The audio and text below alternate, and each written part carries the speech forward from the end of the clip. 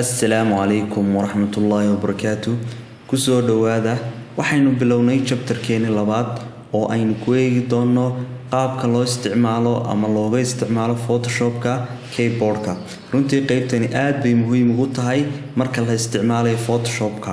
waxa ay ku fududeyn doontaa hadhow inaad dhaqso aad u isticmaasho. ugu horeyn aynu eegno qaabka ugu fudud ee warqad loo soo furayo ama keyboardka looga soo furayo. waxaynu taabanaa control iyo n aynu markii wada taabanaa waxay noo soo bixi doontaa warqadii new halkii aynu ka tagi lahayn aynu new ka tagi lahayn. sidoo kale markaan doonayno warqad soo furo control iyo o ayaan ku soo furayaa.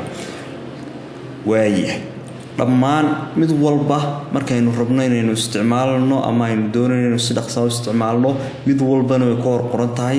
runtii dadka inta badan aadka u isticmaala Photoshopku ma isticmaalaan click-ta ama inay mouse-ka isticmaalaan.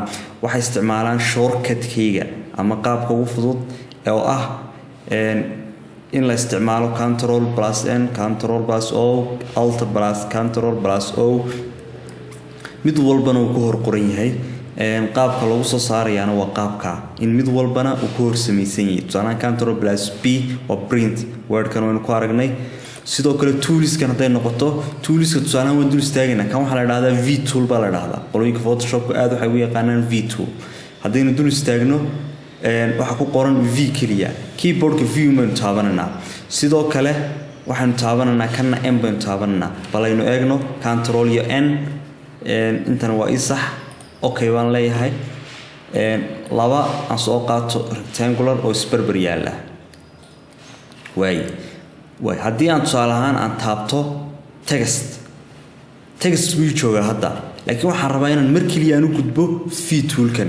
waxaan taabanayaa keyboardka V macnaha hal mar ayaan imanayaa. text haddaan doonayo T baan taabanayaa.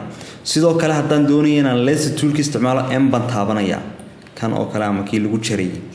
haddii aan rabo inaan shaabada isticmaalo waan dul istaagayaa waxaan ogaanayaa inay S tahay S baan taabanayaa. qaabkaasi ama qaabka ugu fudud ee loo isticmaalo shortcut-keyga ama keyboardka. aad baad u mahadsantihiin.